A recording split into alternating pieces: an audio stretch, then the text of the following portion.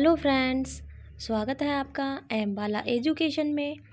हम पढ़ रहे हैं 10th की ज्योग्राफी, जिसमें 3 लेसन हमारे कंप्लीट हो चुके हैं और 4th चैप्टर चल रहा है, जिसके 2 पार्ट हमने पढ़ लिए हैं और आज 3rd पार्ट पढ़ेंगे। और स्टार्ट करते हैं क्वेश्चंस के साथ।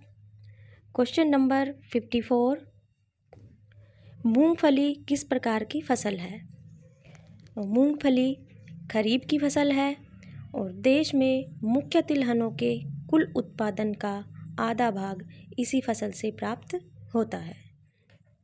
क्वेश्चन नंबर 55, मूंगफली का प्रमुख उत्पादक राज्य कौन सा है? तो मूंगफली का प्रमुख उत्पादक राज्य गुजरात है। इसके अतिरिक्त राजस्थान और तमिलनाडु मूंगफली के अन्य उत्पादक राज्य हैं। क्वेश्चन नंबर 56, अलसी और सरसों किस प्रकार की फसल है? तो अलसी और सरसों रबी की फसलें हैं। क्वेश्चन नंबर 57, कौन सी फसल उत्तरी भारत में खरीफ की फसल और दक्षिणी भारत में रबी की फसल कहलाती है? तो तिल है वो उत्तरी भारत में खरीफ की फसल और दक्षिणी भारत में रबी की फसल कहलाती है। क्वेश्चन नंबर 58, कौन सी फसल खरीफ और रबी दोनों ही फसल ऋतुओं में बोई जाती है? तो अरंडी है वो खरीफ और रबी दोनों ही ऋतुओं में बोई जाती है। अब हम पढ़ेंगे चाय के बारे में। चाय का पौधा उष्ण और उपोष्ण कटिबंधीय जलवायु, हुमस और जीवांश युक्त गहरी मिट्टी तथा सुगम जल निकास वाले ढलवा क्षेत्रों में भलीभांति उगाया जाता है। क्वेश्चन नंबर 59, चाय के मुख्य उत्पादक क्षेत्र कौन कौन से हैं?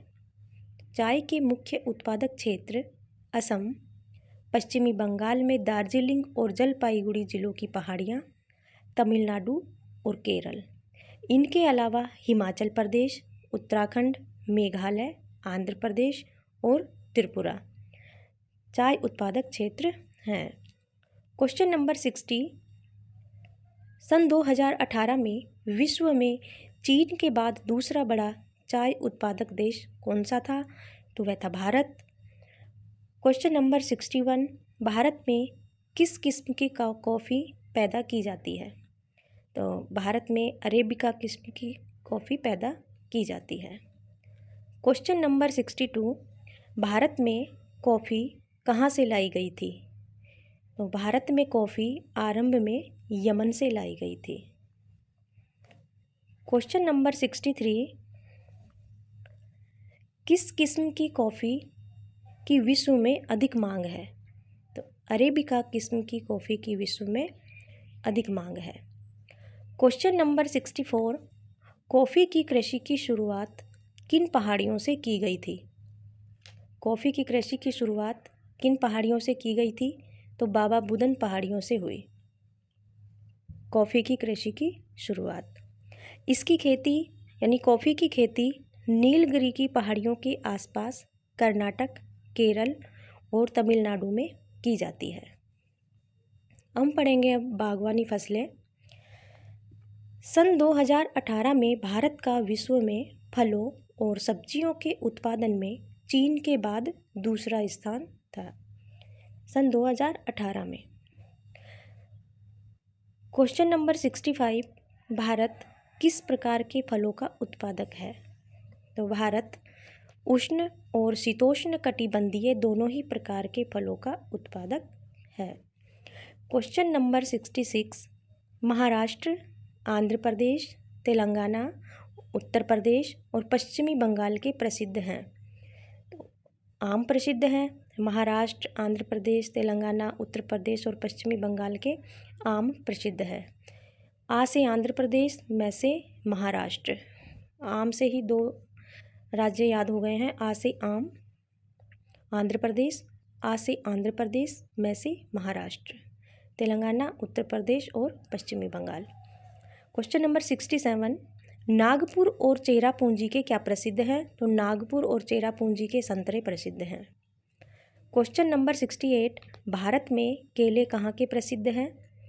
तो भारत में केले केरल के से केले, के से केरल, मिजोरम, महाराष्ट्र और तमिलनाडु के। लीची कहाँ की प्रसिद्ध है?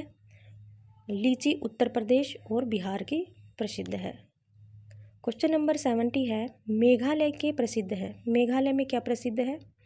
तो मेघालय के अनानास प्रसिद्ध हैं। क्वेश्चन नंबर 71, अंगूर कहाँ के प्रसिद्ध हैं? तो अंगूर आंध्र प्रदेश, तेलंगाना और महाराष्ट्र के। ऐसे अंगूर ए और आ, आंध्र प्रदेश, ऐसे जोड़ जोड़ के याद कर सकते हैं। क्वेश्चन नंबर 72, सेब, नाशपाती, खुबानी और अखरोट के लिए विश्व प्रसिद्ध है। तो सेब, नाशपाती, खुबानी और अखरोट के लिए विश्व प्रसिद्ध हिमाचल प्रदेश और जम्मू कश्मीर हैं। रबड़ किस प्रकार की फसल है? तो रबड़ भूमध्य रेखीय क्षेत्र की फसल है।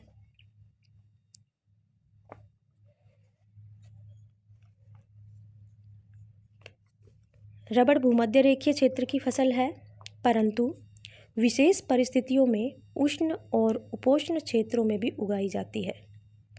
रबड़ को 200 सेंटीमीटर से अधिक वर्षा और 25 डिग्री सेल्सियस से अधिक तापमान वाली नम और आर्द्र जलवायु की आवश्यकता होती है। रबड़ एक महत्वपूर्ण कच्चा माल है। क्वेश्चन नंबर 74, रबड़ उत्पादक मुख्य राज्य कौन कौन से हैं? तो रबड़ उत्पादक मुख्य राज्य केरल, तमिलनाडु, कर्नाटक, अंडमान निकोबार द्वीप समूह और मेघालय में गारो पहाड़ियों में उगाया जाता है। क्वेश्चन नंबर 75, भारत में उगाई जाने वाली 4 मुख्य रेशेदार फसलें कौन सी हैं? भारत में उगाई जाने वाली 4 मुख्य रेशेदार फसलें कौन सी हैं? कपास, जूट, सन और प्राकृतिक रेशम, ये 4 मुख्य रेशेदार फसलें हैं।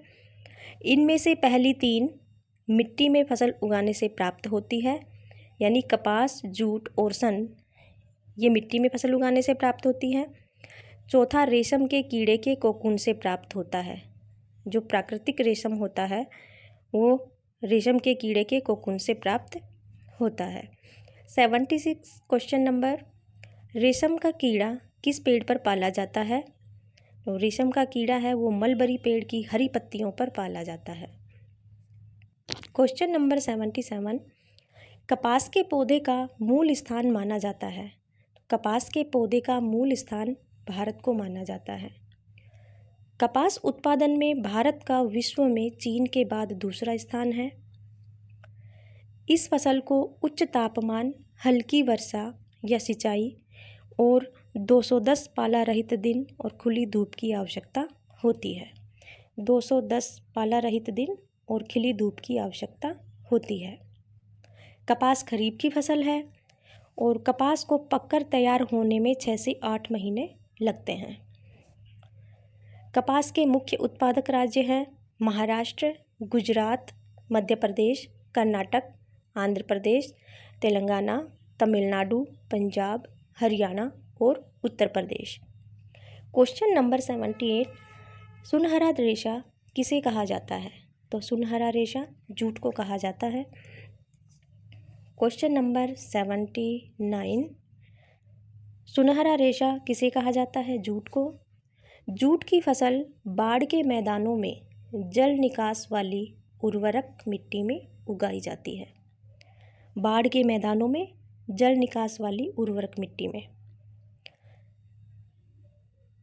जूट के मुख्य उत्पादक राज्य हैं, ये मैंने जून लिख दिया है गलती से, ये जूट है। जूट के मुख्य उत्पादक राज्य हैं पश्चिमी बंगाल, बिहार, असम, ओडिशा तथा मेघालय। क्वेश्चन नंबर 79, कौन सी पंचवर्षीय योजना में भूमि सुधार मुख्य लक्ष्य था? तो प्रथम पंचवर्षीय योजना में भूमि सुधार मुख्य लक्ष्य था। ये किसान पोर्टल वेबसाइट है। महात्मा गांधी ने विनोबा भावे को अपना आध्यात्मिक उत्तराधिकारी घोषित किया था।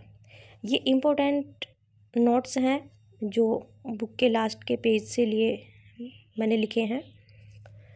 महात्मा गांधी ने विनोबा भावे को अपना आध्यात्मिक उत्तराधिकारी घोषित किया था। क्वेश्चन नंबर 80 है, किसने 80 भूमिहीन ग्रामीणों को 80 एकड़ भूमि बांटने की पेशकश की थी? तो श्री रामचंद्र रेड्डी ने। इस तरह भूमि बांटने को भूदान कहा गया। कुछ जमींदारों ने भूमिहीनों को पूरा गांव देने की पेशकश की, इसे ग्रामदान कहा गया। विनोबा भावे द्वारा शुरू किए गए इस भूदान ग्रामदान आंदोलन को रक्तहीन क्रांति के नाम से जाना जाता है। ये जो भूदान और ग्रामदान आंदोलन था, इसकी शुरुआत विनोबा भावे द्वारा की गई थी, इसे ही रक्तहीन क्रांति के नाम से जाना जाता है। क्वेश्चन नंबर 81, 82, 83 ये बुक के पीछे के हैं। कौन सा उस कृषि प्रणाली को दर्शाता है जिसमें एक ही फसल लंबे चौड़े क्षेत्र में उगाई जाती है? स्थानांतरी कृषि, रोपण कृषि, बागवानी और गहन कृषि। तो इसमें आएगा बागवानी। राइट आंसर है बागवानी। क्वेश्चन नंबर 82, इनमें से कौन सी रबी फसल है? चावल, मोटे अनाज, चना और कपास। तो चना है वो रबी की फसल है। क्वेश्चन नंबर 83, इनमें से कौन सी एक फलीदार फसल है? दालें, मोटे अनाज, ज्वार और तिल। तो दालें हैं वो फलीदार फसलें हैं। राइट आंसर आएगा इसमें दालें। अगर आपको वीडियो अच्छा लगा तो लाइक, शेयर, सब्सक्राइब कीजिए। Thank you for watching.